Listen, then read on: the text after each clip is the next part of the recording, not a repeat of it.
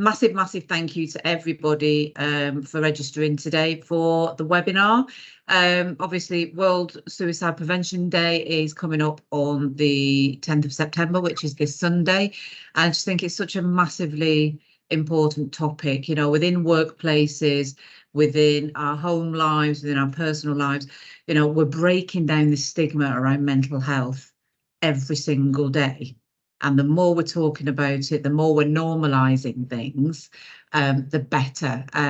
So Anne Robinson, who is my lovely little leprechaun there in green, she will be taking today's session. Anne is a mental health first aid instructor for BMR Health and Wellbeing, and also a suicide first aid instructor at BMR. So Anne's going to take us through today's session. So I'm going to stop talking because I can talk the hind legs off a donkey, and I'm going to hand over to Anne just to talk you through today's session, and there'll be an opportunity for Q&A at the end as usual. I would ask that everybody puts themselves on mute if you don't mind, and I think that's it. Well, one other thing, the session is being recorded, but what we will do is we'll chop out any kind of Q&A at the end so that, you know, that Q&A stuff's not shared on the recording. OK, so I'm going to stop talking now and say over to you, Anne. Thanks, Sheila. Good morning, good afternoon, everyone. I know a few people are joining from different parts of the world. So whatever time it is in the day, good afternoon, good evening, good morning. And as Sheila said, my name's Anne-Marie Robinson. I do like to put my middle name in as Marie. So I'm not Anne Robinson, like the lady from the TV show You Are the Weakest Link. And before people start doing this and tell me you are the weakest link, goodbye. As Sheila mentioned, I am a mental health first aid England instructor. I deliver pretty much all the courses, and a suicide first instructor. So first of all, I just want to say thank you for joining us today for this short sort of webinar around this topic. The first thing I just want to talk to you about is today, you know, it's about your well-being is individual to you. We've all had very different experiences. We've experienced life in very different ways. We all come from very different backgrounds, cultures. We've all got different thoughts and feelings. Our physiology is very different, and it all plays part of our hormone balance and also genetics. So I just want to be mindful about your well-being, because we're all very different. And, you know, no two experiences are the same. So just a little bit of safeguarding because of the topic that we are going to be discussing today. I just want to make sure that you guys are safe. So we will be, you know, talking about stats, and obviously the topic today may trigger some thoughts and feelings for individuals. So because it is remote, just make sure you've got somebody that you can talk to if you need to after this session. OK, so let's have a look at what we're going to be looking at in today's session. Today's session is not about any clinical advice. However, if you do need any support and any clinical advice, we have got some fantastic people within our BMR team if you need any support with that. This today is just for general education and content only. If you have any thoughts and feelings that trigger today, then please make sure that you get help from appropriate professional. I will be here afterwards if you just need a supportive conversation. Ask any questions, feel free. You know, share our knowledge, ask any questions. If I don't know the answer, I'll pop it on a parking sheet and I'll go away and find you the answers and then send you that maybe later on in an email. There are a few times during this session when I will open it up for any questions, because there's quite a few of you today. If you've got any questions around that, or you want to pop any answers, please use the chat box. That's just a little speech bubble. For those of you who may have not used Teams before, it's at the top of my computer screen. Some of you it may be at the bottom. It's just like a little speech bubble there. So pop your questions in the chat box. You can leave at any time. You know, it isn't compulsory for you guys to be here. So if you do need to disappear, just send me a little message in the chat so I know that you're safe. Okay, that is my main priority today. As Sheila mentioned, the session is going to be recorded, which will not include the questions and answers at the end. Okay, so on the agenda today, we are going to be exploring some of the facts and figures around the topic of suicide. We are going to address why we need to talk about suicide in the workplace, how we all, every single one of us here, how we can all make a difference as both individuals and in our workplaces, whether you're, you know, a line manager, whether you're a business owner, leader, or just simply a friend. We're also going to look at how we can recognise some of the signs of suicide, and also how we can identify that suicide does not discriminate. We're going to touch briefly on a couple of workplace training, educational training, and also how we can signpost and support. So that is what we're going to be looking at today. Okay. So this is from Papyrus, which is a UK national organisation which supports young people in the prevention of suicide. And it says here on your screen, it says suicide doesn't end the chances of life getting worse. It eliminates the possibility of it ever getting better, and that was from Papyrus. So, you know, every year we campaign to raise awareness of suicide prevention, and today we are looking at the why we need to talk about this topic of suicide. You know, suicide has touched all of us, and most of us have known or loved someone, or, you know, we know at least one person perhaps who have maybe taken their own life, or maybe they're living in the aftermath or the ripple effect of losing a friend, a family member, or even a colleague to suicide. I don't know if you know, but after cancer and heart disease, suicide amounts for more than years of life lost, which is 1.5 million each year. This is worldwide, more than any other cause of death. It's estimated that there are currently more than 700,000 suicides per year worldwide.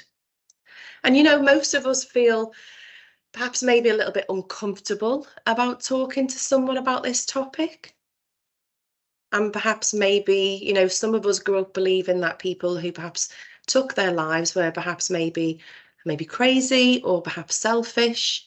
I have heard this, you know, a few times from people, you know, or maybe they're selfish or they're crazy. But, you know, creating hope through action is the triennial theme for the World Suicide Prevention Day. So this was the World Suicide Prevention Day theme from 2021 to 2023. And this theme serves as a powerful call to action and a reminder that there is an alternative to suicide, and that through our actions, we can encourage hope and we can strengthen prevention. So, you know, by creating hope, you know, that hope for recovery, hope for people not getting to the point of suicide, we can create hope through action. And this is what we are, you know, going to be talking about, how we can create this action. We can signal to people experiencing suicidal thoughts that there is hope and that we care and we want to support people.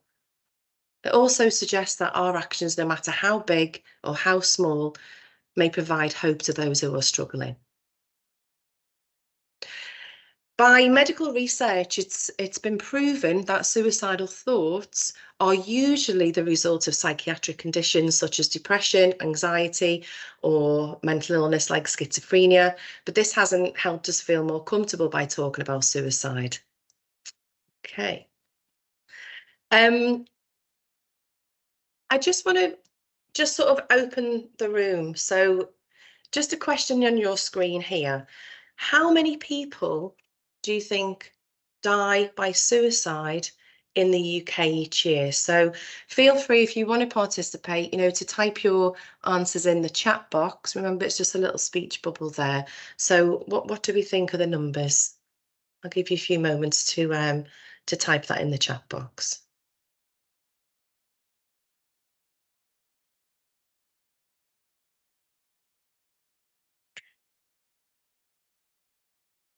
Okay, so we've got 3,000 there, 10,000, 14,000, 150,000.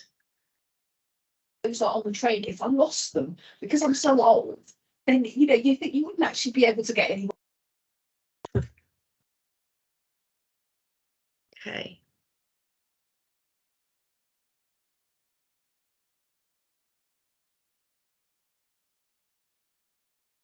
Okay, so we've got quite a few different answers there. 25,000, 5.5. Okay. Okay, thank you for that, everybody.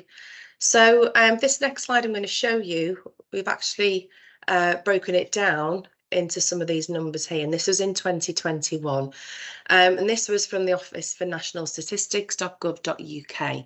So in England, there were 5,219,000 suicides. In Wales, 347. Scotland, a bit higher, 753, and in Northern Ireland, 237. So in total, that's 6,556 suicides in the UK. And just a quick question there. Yeah, sure. With the year 2021, can we any relation to COVID be built into those numbers? It depends, because during COVID, for the report of suicide, it has to be done by the coroner. So there was a lot of sort of numbers that probably weren't sort of reported during that time. Yeah. Okay, thanks. Thank you. Thanks. Was that Andrew? Thanks, Andrew. Yeah, it was me. Yeah, cheers, Andrew. So the ratio is 3 men to 1 woman. So, you know, when we look at these figures here, it's absolutely astonishing. Okay. Looking at some of the stats, construction industry has the highest rate rather than any other industry. 2 deaths by suicide per day. That was 724,000 as the 4th of September worldwide. So that is absolutely huge, isn't it?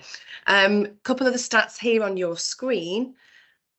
What we've broken this down into here from the ONS.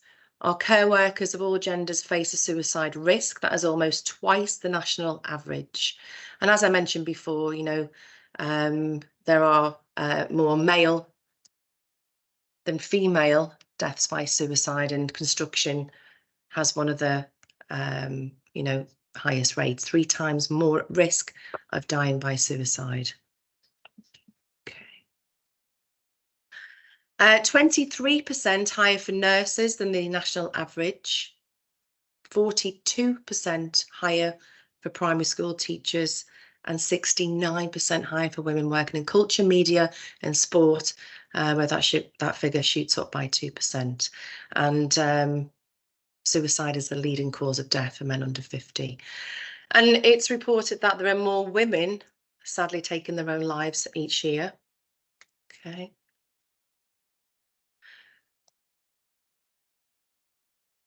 So, you know, when we're in the workplace with our colleagues, you know, we often talk about mental health, but we need to recognise that we can also help spot, you know, the changes in people's behaviour, which what we're going to be looking at in a little while.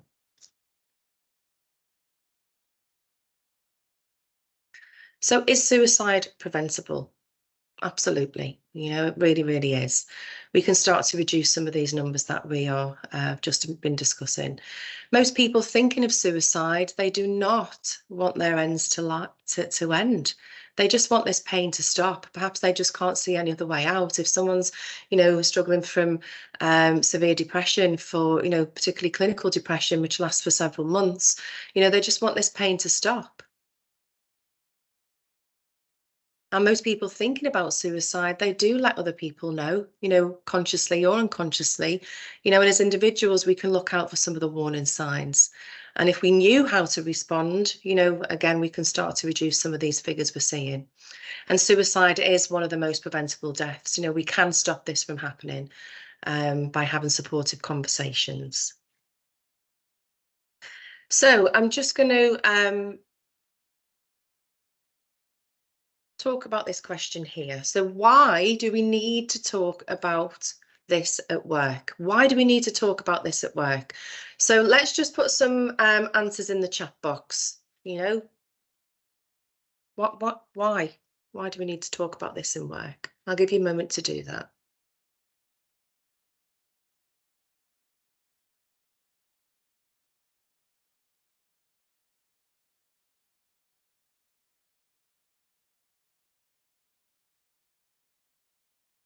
Or if you feel comfortable, you know, maybe if you want to unmute your microphone. So stress is severely increased due to pressure at work. Yeah, it could be a risk factor. Need to raise awareness. Yeah, so we can help our colleagues. Start to create an open culture. Help people to feel safe. Absolutely.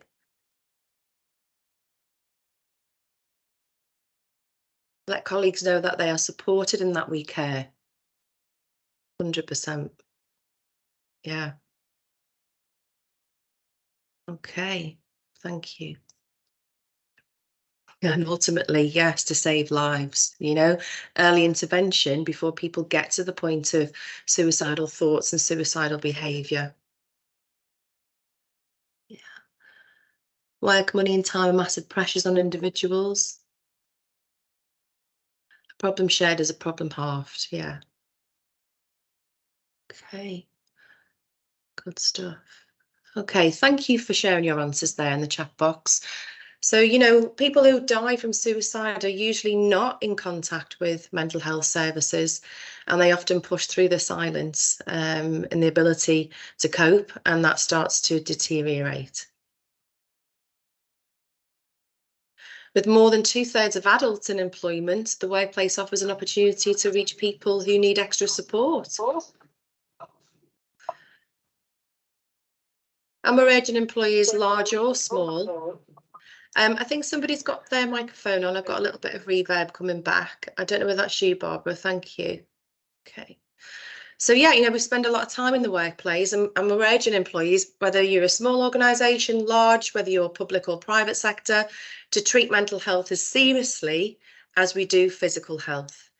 Even, you know, talking to a manager or a colleague can help people get the support they need. And as was mentioned in the chat box there, ultimately by saving people's lives. And that's what we want to aim for, don't we? Every day we work with colleagues and we need to talk about mental health. We need to recognise that we can also help to spot the changes in behaviours and also look out for those sort of signs and symptoms. Okay. Right. So just while we're talking about sort of some of the signs and symptoms and how we can start to recognise the signs, I'm going to talk you through this slide. It might be a little bit, I don't know if I need my glasses actually. Seems a bit funny for me. So we need to recognise the signs, don't we? So we've all got the capability within us. We don't have to be, you know, a professional to be able to spot signs in our colleagues and our friends, you know, our neighbours. Our family, you know, we can start to look at, you know, whether that person is starting to withdraw, maybe start to withdraw from usual activities that they used to do, whether they become aggressive, maybe they start to increase their alcohol or they're misusing drugs. Maybe perhaps they're starting to put their affairs in order. So in terms of recognising the signs, you know, if you've got somebody, maybe, you know, you've been supporting with depression, and then they're starting to perhaps maybe starting to, you know, maybe get little envelopes and put money in for the gas bill, maybe their electric bill, the water bill, giving away gifts to people, you know, this could be a potential warning sign for somebody perhaps wanting to maybe, you know, start to plan their suicide. Maybe if they are not looking after themselves, maybe you've got a member of your team who you can, you know, usually, you know, presents themselves very well. Maybe their personal hygiene has started to deteriorate. You know, we can just look out for these sort of signs of these changes. If they're sort of taking any risk-taking behaviours, if they're engaged in any forms of self-harming behaviours, if perhaps maybe they are you know, increasing, getting into sort of fights or driving erratically. So any risk-taking behaviours we can start to look out for. If people are actually verbally saying to us, you know, I just don't want to be here anymore. No one cares. I can't take this anymore. I want this pain to stop. I want it to end. Everybody would be better off without me. You know, and this is quite common when people say everyone would be better off without me, because if people have gone through depression, you know, for months and months, you know, they may start to think, well, I'm in such a low place, maybe my family and friends would be better off without me. So maybe they start to, you know, have this sort of negative thought process here. If the person's gone through any sort of life events, you know, where they've gone through any relationship breakups, divorce, bereavements, if there's been any physical, sexual, emotional abuse or bullying, perhaps they may have had some news of a terminal illness. This could be, you know, a warning sign, or perceived public humiliation.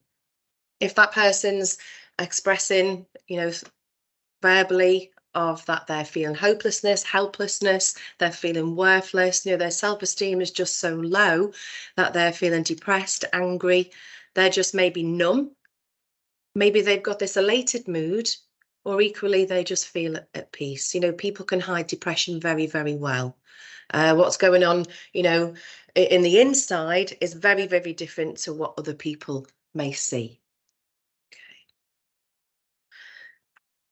Okay. So let me just pop this question on the screen here. You know, some of these stats, some of the information that I've just shared with you about suicide, you know, does this ring true for maybe some of you? You know, feel comfortable if you want to share anything. You know, I don't want to make you feel uncomfortable during this short session. Is there anything that sort of, you know, comes to your mind about some of these stats or the information that I've just shared with you? You know, please feel free to unmute your microphone, or you can just pop it in the chat box.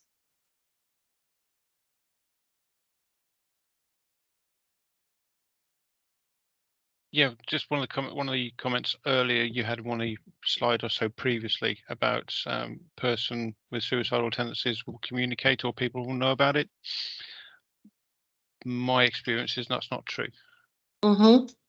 It's more of a hidden thing that they're, whenever you speak to them or talk to them about it, if you do raise the subject with them, the answer's, you know, definitely not entering, you know, but yeah, it's obviously something in the back of their mind, and should the event occur, then it's a surprise to a majority of people.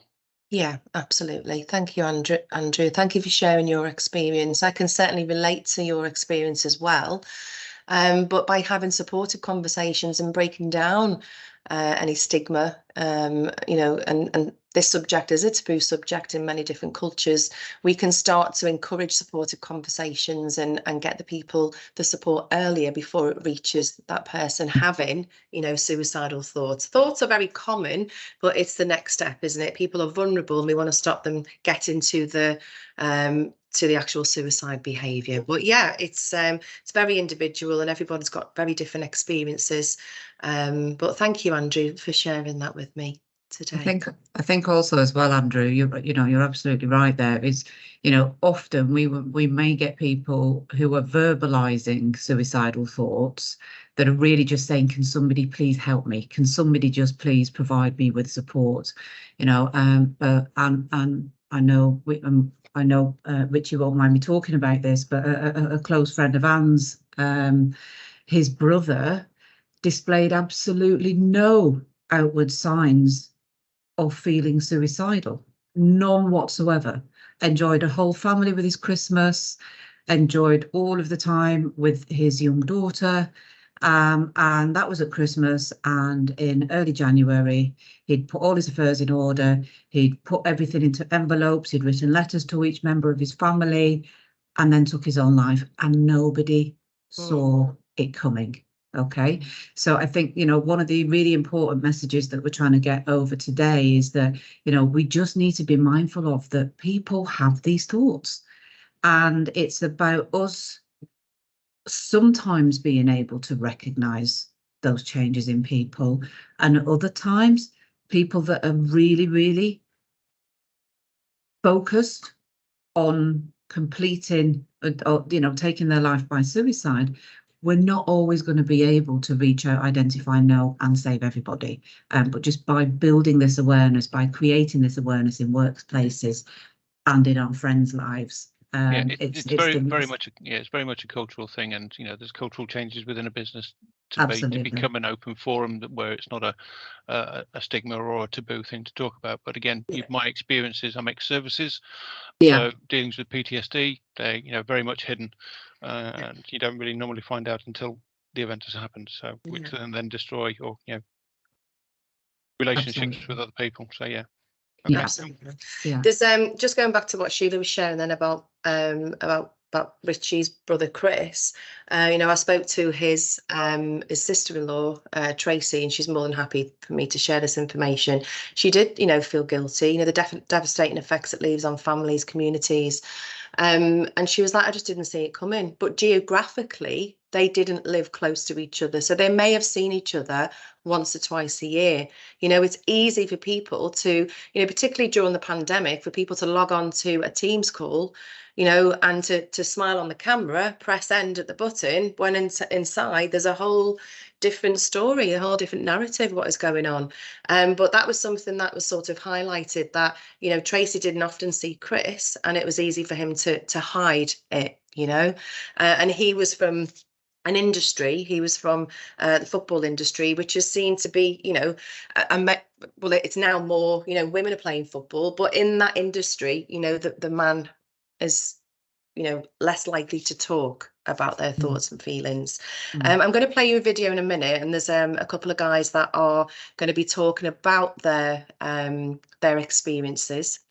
I know there's a couple of questions that have been popping up on the chat. Perhaps, Sheila, if you could just make a note of them, and then when we come back at the end, we can have a little look at some of those questions. I think also as well, there's quite a few comments in the chat here from people, certainly putting affairs in order as, is definitely something that people have recognised and seen. And again, from Christina, knowing that we are talking about it in the workplace, but feeling that the numbers in teenagers and young people is rising, which it is, and the numbers in women are rising, which they are.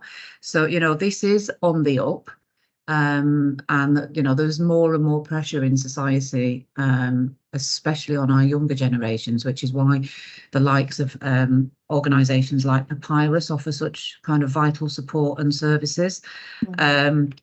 So, no two instances of this are ever the same. We worked with an organisation who came to us at the beginning of the pandemic, and they'd had 2 suicides in their network within the first month of lockdown, of people that were so used to being out in front of other people. That was their coping mechanism. They were in the fitness industry. Fitness for them was what kept them safe, what kept them mentally well. The support structure, their infrastructure was taken away from them, and sadly, they couldn't cope anymore. So, and again, we can see from Louise there, a friend getting her affairs in order, mentioning she no longer wants to be without her husband. These are small little things that can just be those triggers, or those indicators that somebody isn't, there's the kind of subconscious. Also as well, Sheila, it's like unexplained recovery. So if you've been supporting somebody through depression, and then the following day they seem quite happy, perhaps they're maybe starting to plan. People don't just recover from depression quickly. It takes time, so that could be another sort of indication there as well. Okay. I think there's sorry.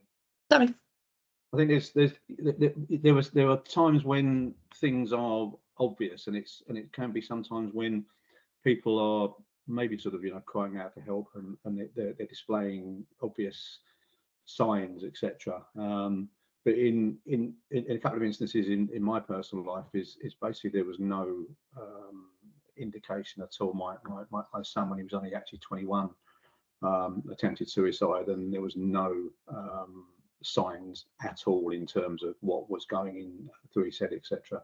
And I think when you were talking about lockdown, etc., I think when people are busy, their thoughts are not on what their issues and problems are, but when they're at home, sort of, you know, sort of, and they're in their own space and they're thinking about things, that, you know, they will naturally worry about things, and they're not discussing it with people, and that's obviously the important thing. Yeah, but I mean, certainly the sort of the putting the affairs into order, you know, sometimes there's a, you know, people will be doing things which are not openly obvious to others, and it's very difficult to sort of, you know, pick up the signs, basically. Absolutely spot on, Peter. Yeah, you know, in the mental health first aid England courses that we do, the first aid course, we talk about something called a frame of reference.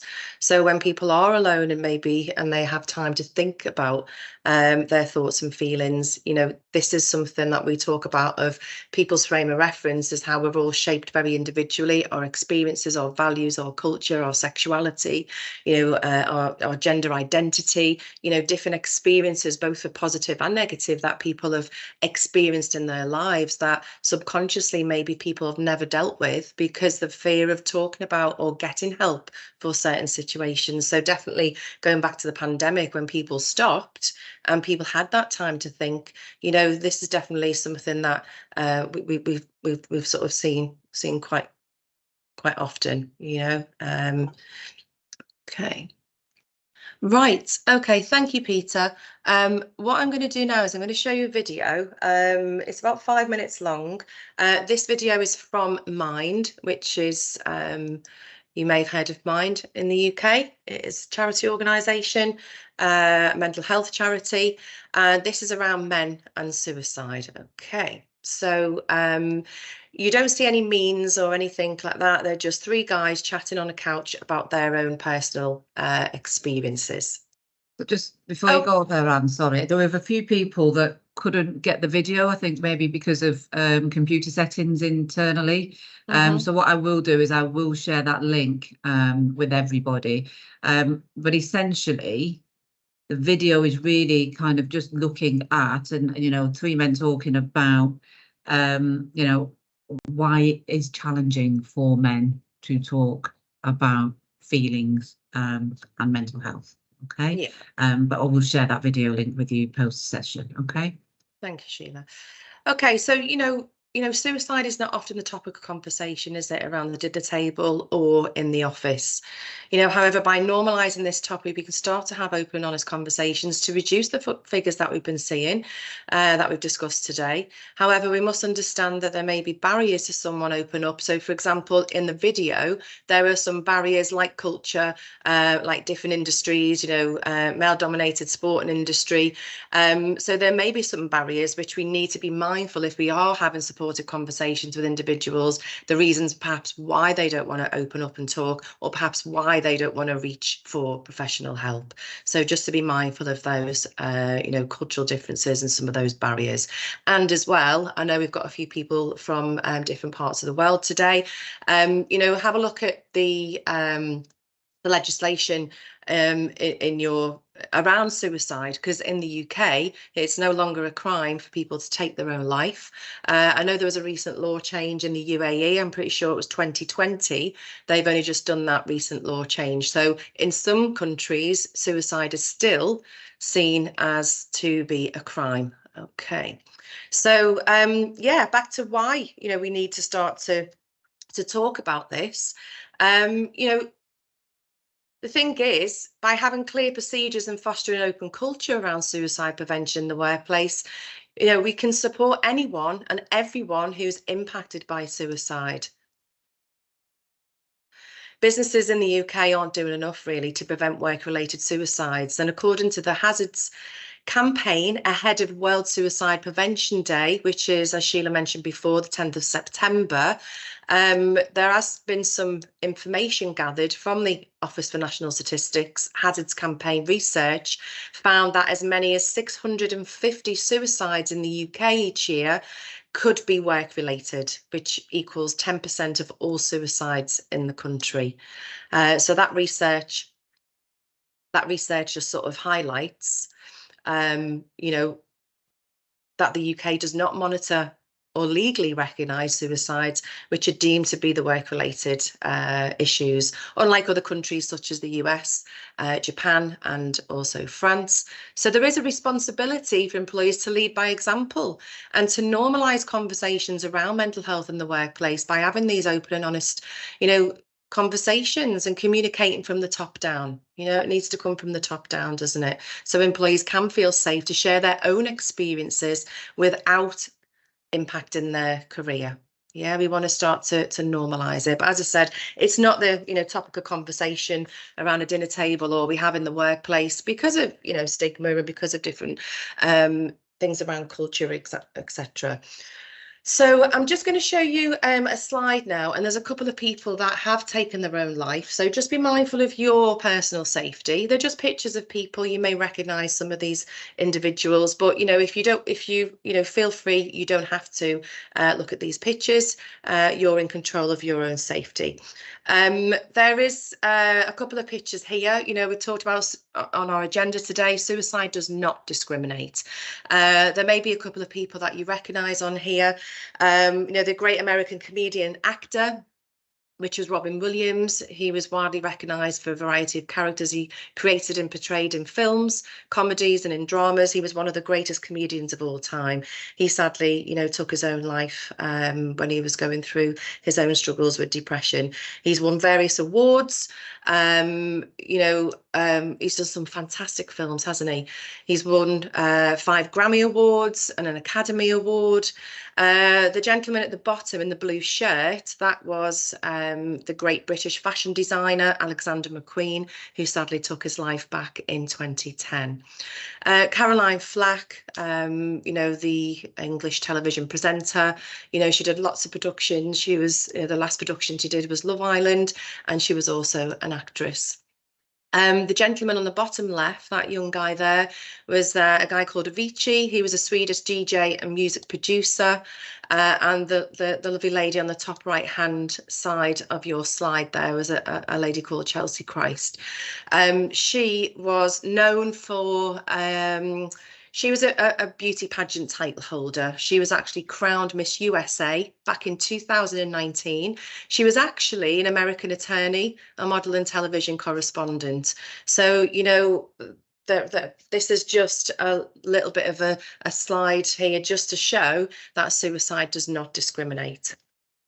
Okay, so what can we do in terms of what we can do in the workplace in terms of training to be able to get people to have a little bit more education around this topic, to be able to understand how we can have a suicide intervention.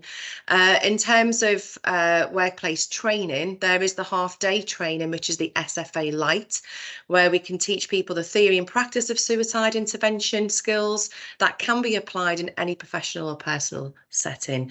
And then there's also the City and Guilds one-day suicide first aid, which is, again, it's building on the half-day training, but it gives all the learners the knowledge and understanding and tools to start to prevent some of these figures, the deaths, and some of the basic skills that can help someone with thoughts of suicide stay safe. You know, people are vulnerable. We want to help people stay safe. So it's about putting an action plan in place and look at how we can keep that person safe, whether it's in the workplace or whether they're outside of the workplace. So it gives everybody that greater understanding and the confidence to be able to have a conversation around suicide, so we can encourage more supportive conversations and get that early intervention. Okay. In terms of signposting and support, suicide is not a selfish act. It is a desperate response by someone who is in extreme and emotional distress and pain. Now, I'm just going to put this, sorry, I'm just going to go back here. Sheila, would you be able to put that video in the chat box if people want to have a little look at that later on? Just because if you've got any issues with people outside the UK or any internal issues. Yes, please. That would be good, because we're just going through a signposting exercise from our EDI page. So yeah, that would be good. I can add that in, especially for the 10th of this month. Yeah, sure. We can send that in an email to you. Not a problem. But you know, some of the organisations you may have heard of, One Papyrus, which is Young Suicide Samaritans. Also, as well, there is an organisation, Campaign Against Living Miserably, and mind as well, you know, any of the sort of national organisations there, but we'll put this on a document to you and send that separately. Okay. So let me just, we've got about 10 minutes just to sort of, let's have some questions, but there's a couple of that I just want to put to you guys just to get you thinking about moving forward. So would you know how to recognise poor mental health in staff or colleagues? Would you feel confident in perhaps talking about suicide in the workplace, especially around language? Would you feel comfortable asking somebody if they've had, you know, suicidal thoughts, or do they have a plan? So there is a, you know, suicide intervention which we can start to build in our toolkit. But just think about, you know, do you have the confidence? Would you be able to recognise the signs and symptoms? Do you feel comfortable talking about somebody? Or how would you apply this sort of suicide intervention and how we can keep people safe? So, Anne, while that's going on, we had a couple of questions in the chat asking about in regards to self-harming and suicide and observing the marks. What would be your best advice on interventions? So in terms of self-harm, if you're talking about marks, self-harm is a behaviour. So people can self-harm by, you know, drugs, alcohol, any risk-taking behaviours, burning, cutting, that sort of thing. So if you are seeing any cuts on people, we've just got, we need to approach it sensitively. They may feel embarrassed. It also depends on, is this something that is happening now? We want to focus on their thoughts and feelings rather than the actual self-harm, because it's an unhelpful coping strategy. You know, it's a way that person is coping, but it's about having a supportive conversation. They may have, you know, for example, let's say that you see cuts on somebody's arm. That may have happened in the past. Maybe they've overcome those challenges in their life. So it's about just engaging in a supportive conversation. I know that when the Mental Health First Aid England 2-day course, we have an action plan to follow, just like you do with physical first aid. There is an acronym which gives you a bit of a guide of how to have this supportive conversation. But we don't know whether they're current cuts, whether it's something that's happened in the past. They may feel embarrassed, they may not, because it's very individual. So it's how we can approach them with active listening skills, how we can signpost them if it's something that's happening right now. So there's organisations like Harmless, Self-Harm UK, or any psychological therapies. If this is something that they're struggling with right now, we want to encourage them to get that appropriate professional help. But it's got to come from them. We can't make people do something if they don't want to. It's about us supporting the individual, building up that trust, building up that rapport, so they can, if they need to, reach out for that, as I say, appropriate professional help. There was another question asking, are the numbers increasing? Is there a graph showing the trends over the recent years? And I think with this one, it is showing that a significant increase in 2021 of deaths registered, but this was a result of lower numbers registered in 2020 because of the pandemic. So trying to get a clear line of sight on the numbers is difficult. However, you know, you can look in Google, like get some figures from America. You can get figures for different England, Ireland, Wales, all broken down. The Samaritans have a lot of stats around suicide on there, but the numbers are on the increase. I think they're the highest, especially in the States, that they've ever been. They've kind of gone past their previous peaks, I think, in about 2018. So yeah, the numbers are growing, but it's really difficult to get a good handle on that. They're not always reported as suicides with the coroner. There could be issues there around insurances and the cause of death. So it might actually be, a heart attack that's recorded rather than I don't know, maybe a drugs overdose that led to death by heart attack, which was indeed a suicide. So it's really difficult to get a clear line of sight on the true representation around the figures on suicide. But again, I'll send you some links to some stats in the follow-up from today's session. And just looking at the meeting chat, Anne, I think one of the themes that's coming through quite clearly is confidence, the confidence to have a conversation. Yeah, and that's what we do in the training, whether that's Mental Health First Aid England or Suicide First Aid. It's about having the confidence. As I said before, it's not a topic that we will have on a regular basis, that we will talk about. It's about having the confidence and be able to put it across with the right tone of voice, the right active listening skills, being non-judgmental. And it's about assessing, you know, are we at risk right now? Is somebody having thoughts of suicide or wanting to take their own life? You know, we have to be clear and direct, and yet it doesn't come easy.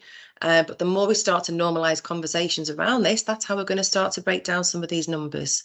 So yeah, I totally understand. I think that's Christina. Totally understand the confidence in the direct question.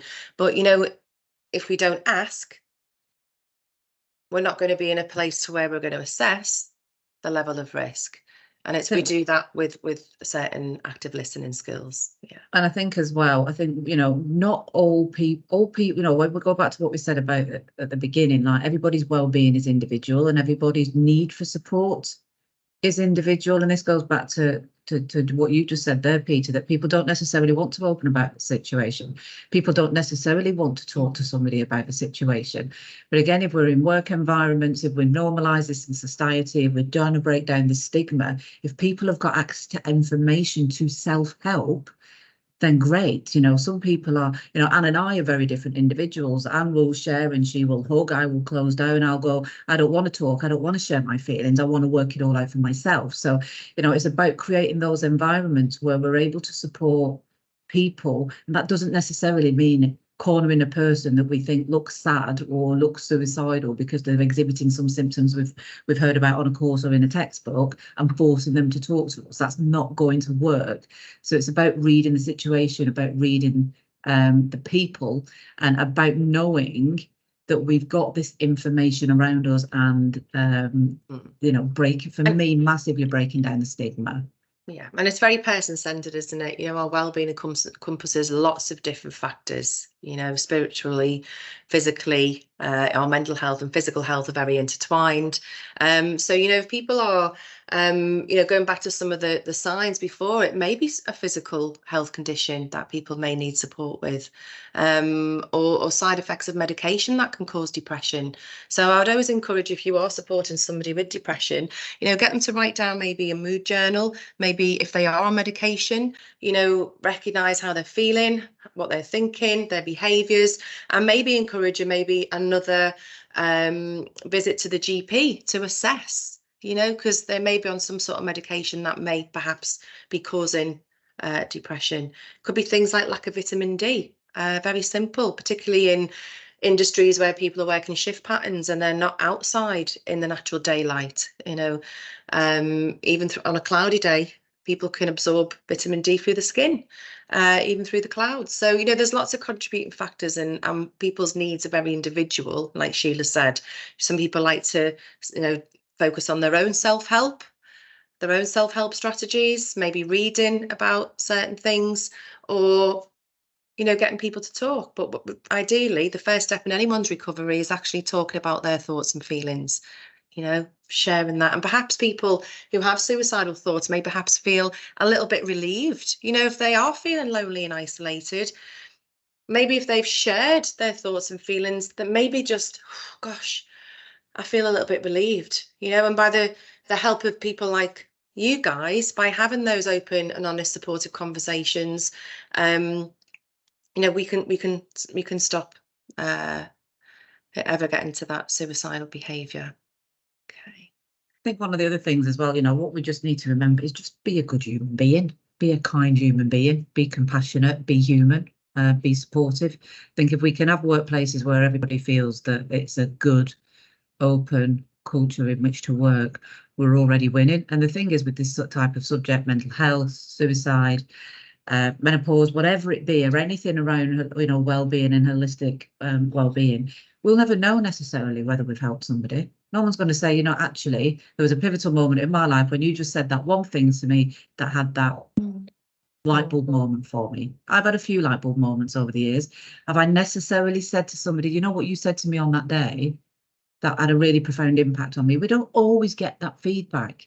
But just knowing we're going through life, being as good a human being as we can be and as supportive as we can be, we'll never know the difference, you know, we can make in somebody's life. And if you think about, you know, we go back to, you know, if you look at the media mess that surrounded Caroline Flack before she took her life, you know, and the hashtag be kind, you know, that was all it would, that potentially could have been all it would have taken for that girl not to have made that choice. I'm not saying that it is, but we will never know.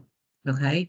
There's a really, I know people are putting some questions in about role playing and examples and bits and bobs. You know, there's something that springs to mind. You can actually get it on YouTube. It's called Stranger on the Bridge. It's a conversation between a gentleman called Johnny Benjamin and Neil Laybourne. It was a suicide intervention, and it was, you know, the guy had no formal training. He was just passing by a bridge in London back in 2008, and Johnny Benjamin had ran away from hospital, and Neil Laybourne was on his lunch break. He stopped and had a conversation, and just by stopping and engaging in a conversation saved his life. They found some common ground. They both lived not far from each other, and you know, he said, look, you know, I'm not here to stop you, but you know, let's have a chat. And they started to change his thought processes of him actually wanting to take his life, and just by listening non-judgmentally and understanding, you know, giving him the hope that there is hope. There is always hope of recovery. People can and do get better. And, you know, he's still, thank goodness, around today, and they do some, you know, fantastic work in the mental health field. But, you know, he just stopped by and had a conversation. As Sheila said, we're all human. We've all got the capability to listen, you know, and just stop by and engage in a supportive conversation. And that day, that's what happened. He actually saved his life. He could have easily walked past in London, busy city. He actually stopped by and supported Neil Laybourne. Okay. Right. Okay, everybody. Well, it is just coming up to 11:30. This is just a, you know, a bit of a raising awareness today ahead of Suicide Prevention Day on Sunday. If you do need any to talk to us now, you know, please feel free to stay behind, or we can just pop you an email over and we can gather some questions and we can sort of support you moving forward.